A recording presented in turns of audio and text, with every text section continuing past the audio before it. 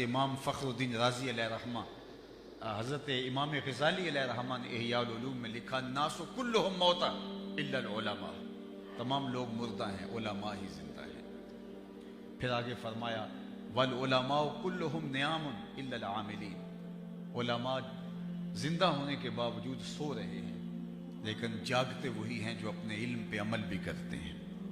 پھر آگے فرمایا والعاملون کلہم فی خسران الا المخلصین، اور سارے عمل کرنے والے بھی خسارے میں ہیں، خسارے سے بچے وہ ہیں جو صرف اخلاص کے نور سے مالا مال ہیں، جو مخلص ہیں۔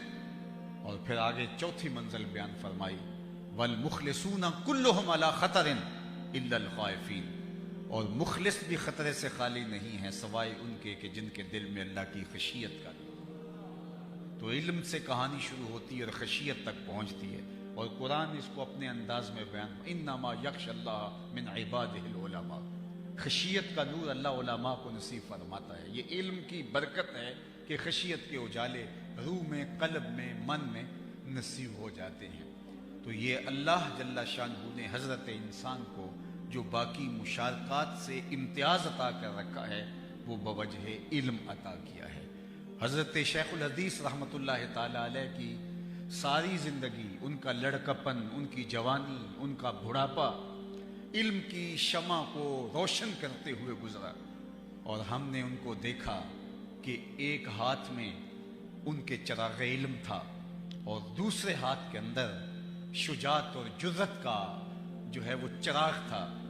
اللہ نے ان کو جو دبنگ انداز عطا کر رکھا تھا، اور جس طرح سے احقاق حق اور ابطال باطل ان کا مزاج کا حصہ تھا، اور یہ مزاج کی سختی، یہ مزاج کی سختی نہیں تھی بلکہ یہ شریعت کی جو سختی تھی وہاں سخت تھے، ورنہ ہم نے اپنی آنکھوں سے ان کو نرمی کے ماحول میں بھی دیکھا ہے۔ مجھے ابھی بیٹھے بیٹھے یہ بات کرتے ایک بات یاد آ گئی۔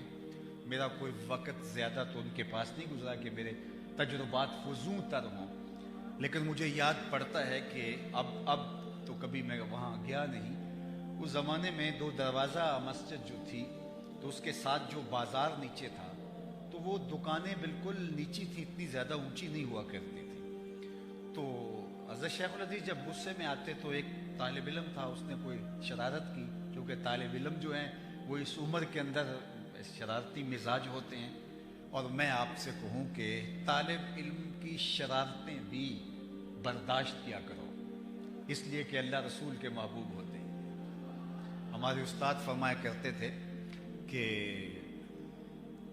وہ کہیں طالب علم تھے تو وہ بڑے شریر مزاج تھے، تو ایک شخص سارے کام کاج چھوڑ کر کے ان کی خدمت کیا کرتا تھا۔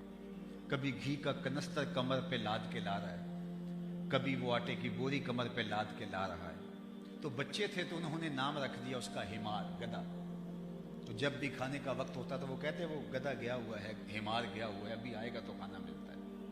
تو اس کو نہیں پتا تھا کہ انہوں نے میرا یہ نام ڈالا ہوا ہے۔ تو ایک دن اسے پتا چل گیا کہ یہ طالب علم مجھے حمار کہتے ہیں، گدھا کہتے ہیں، تو اس کو بڑا غصہ آیا۔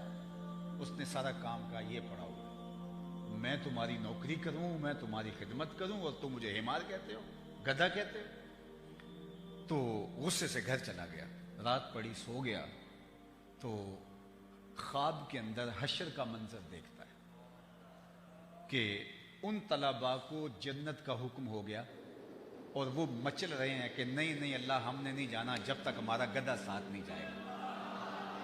تو یہ اٹھا اور صبح پھر واپس ڈیوٹی پہ آ گیا، کہا تم مجھے گدھا کہو، مجھے حمار کہو، مجھے کھوتا کہو، میں نوکری تمہاری ہی کروں گا، اس لیے کہ اللہ رسول کے تم ہی پیارے۔ اللہ اکبر۔ تو طالب علموں کی طبیعت کے اندر یہ جو شرارت ہوتی ہے یہ عمر کا تقاضا ہوتا ہے۔ ہمارے بچے بھی شریر ہوتے ہیں، تو اگر طالب علم شریر ہو تو بعض مسجد کے نمازی وہ بس طالب علموں پہ نظر رکھتے ہیں اور ان کی کسی شرارت کو برداشت نہیں کرتے ہیں۔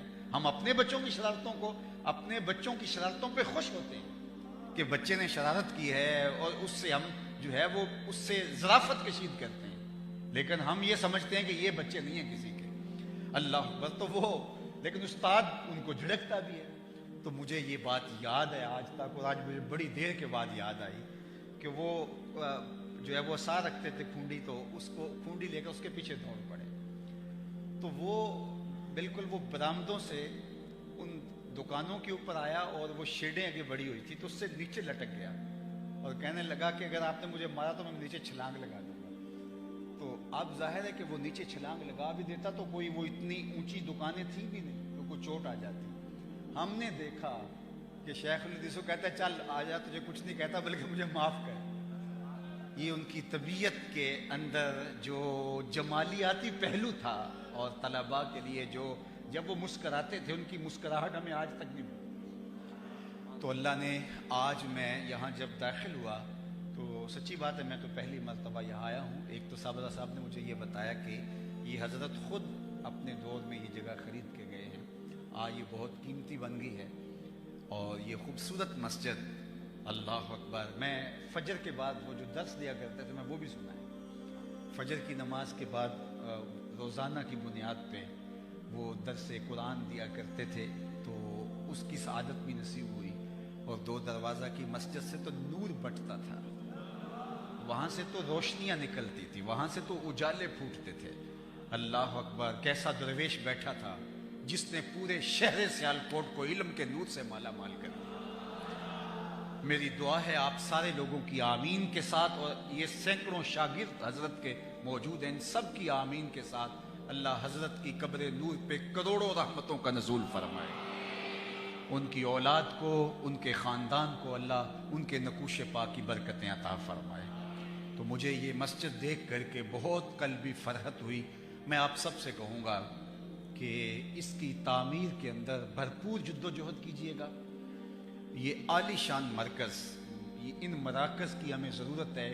یہ علم کی آماج گاہیں قائم ہوگی تو ہم آنے والی نسل کو سنبھال پائیں گے. تو اللہ جل شانہ اپنی خاص رحمتوں سے اور کرم نوازیوں سے اس خاندان کو آباد رکھے. اور ہمارے محترم, میں تو آج کل جانے آنے سے گریز کرتا ہوں اکثر, اور بالخصوص مغرب کے فوری بعد کا مزاج ہے. تو ایک تو حضرت علیہ رحمہ سے میرا جو ہے وہ تلمس کا جو رشتہ ہے, اور دوسرا صاحبزادہ صاحب کی طبیعت کے اندر جو لطافتیں ہیں اور ان کے ساتھ ہمارا جو محبت کا ربط و رشتہ ہے, تو اللہ نے نصیب کر دیا اور آج اس کی اس تقریب میں شامل ہونے کا اعزاز پایا. آپ جس شوق فراواں کے ساتھ, جس محبت کے ساتھ تشریف لائے اور جس انہماک کے ساتھ اس عاجز کی چند باتوں کو, گفتگو کو سنا, اللہ اس کی برکتیں آپ کی نسلوں تک پہنچا دے. دنیا آخرت کی بہاریں اللہ ہماری روحوں میں اتار دے. یہ اجتماع تو رات گئے تک جاری رہے گا. عالی مرتبت علماء نعت خواں تشریف لائیں گے اور ان کے خطابات آپ کے سامنے نواز ہوں گے.